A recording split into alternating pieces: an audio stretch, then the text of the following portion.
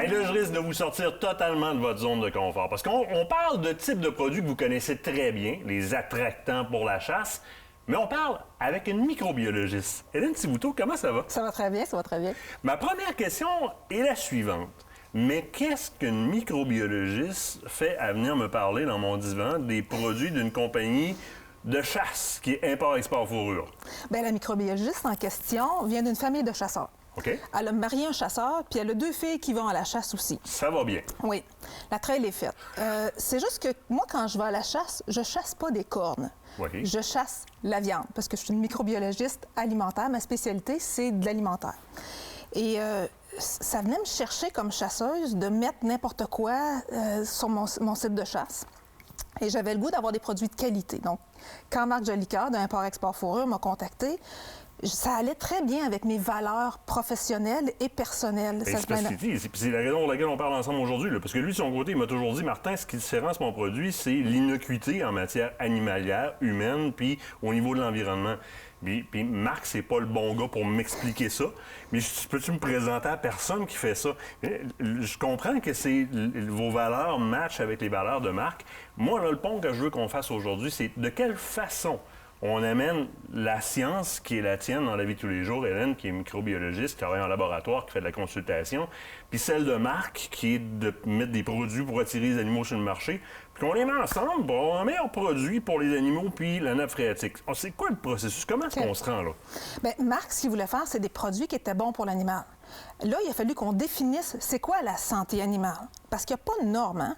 Il y a des normes pour l'alimentation du bétail. Oui. Il y a des normes pour l'alimentation humaine.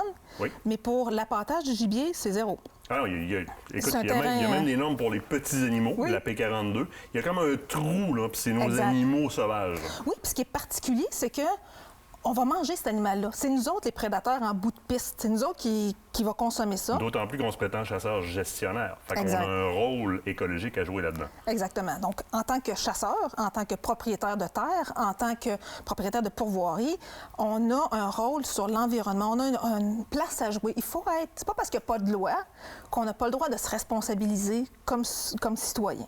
Mais là, de quelle façon on définit la santé animalière, les besoins?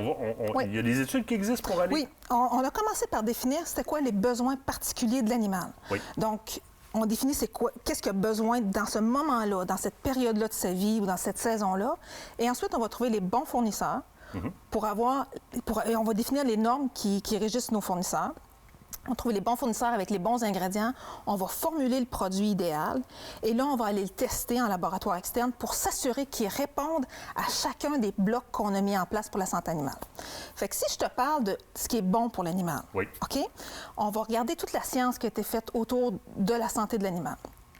Est-ce que le chevreuil a un besoin particulier dans une saison particulière? C'est quoi les carences? On va mettre les bons minéraux, les bonnes vitamines. Mais ça, on ne sort pas ça d'une boule de cristal. On est basé sur des études qui ont été faites par des scientifiques dans des universités et on va décortiquer tout ce qui a été fait pour vraiment faire comme une charnière entre la science et la bête sur le terrain. Il y a le besoin, puis ça m'intéresse, mais il y a le côté nuisance ou c'est le côté nuisible qui peut être présent. Est-ce que ça, c'est quelque chose sur quoi vous vous affairez? Tu parles des métaux lourds? Bien, les métaux lourds, que ce soit l'arsenic, que ce soit quoi que ce soit. Bien, effectivement, parce que il y a des métaux lourds dans beaucoup des aliments. Comme il n'y a pas de loi, bien, on peut mettre à peu près n'importe quoi. Et bon, les métaux lourds, on parle de cadmium, on va parler de plomb, de mercure, d'arsenic. Il y a une liste qui est longue comme ça de métaux lourds. Nous, on passe au travers chacun des métaux lourds pour tous les produits. Vous les testez? On les teste. On a nos matières premières qui sont sans métaux lourds, mais on va plus loin que ça. On va prendre nos produits finis, puis on les envoie dans un laboratoire externe où on marque bouteille A, bouteille B, bouteille C. Ils ne savent pas ce qu'ils vont tester, mais on teste tous les métaux lourds. Il y a des normes pour le bétail. Oui. Nous, on ne va pas dans les normes de bétail. Mettons, la norme de bétail, c'est 200 parties par million, donc 200 parties par million d'unités. C'est à peu près comme une cuillère à thé dans une piscine hors terre. Donc, nous, on va à 0,02. Okay. Donc, sous le seuil de détection. Notre fiche de produit, notre charte, notre cahier des charges est basé sur 0 métaux lourds.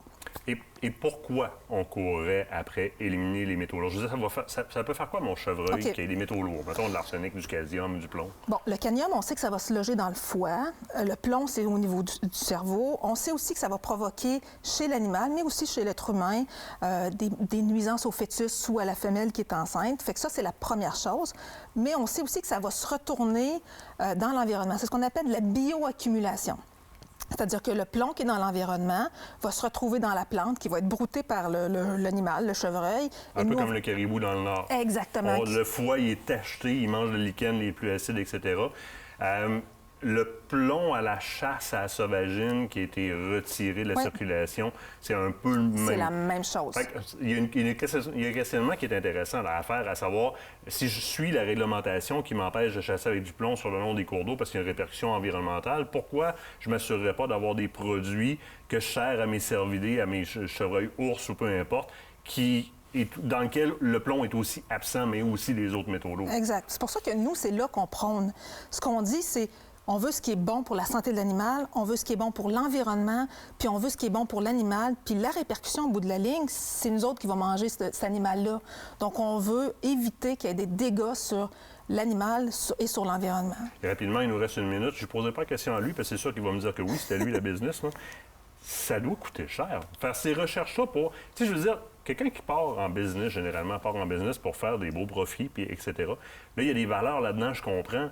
Mais ça veut dire qu'on met pas mal d'argent sur la table pour faire de la recherche-développement avant d'arriver avec un produit. Là. Énormément. Puis c'est un peu ce qui différencie import-export fourrure, c'est qu'il y a beaucoup d'argent qui est investi dans la science, dans les ingrédients de qualité, dans la matière première de qualité, mais aussi dans l'analyse.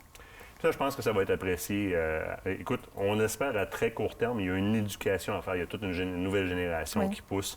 On est loin du sel de filtration, etc. dans le passé. On est plus loin que ça encore dans l'éducation.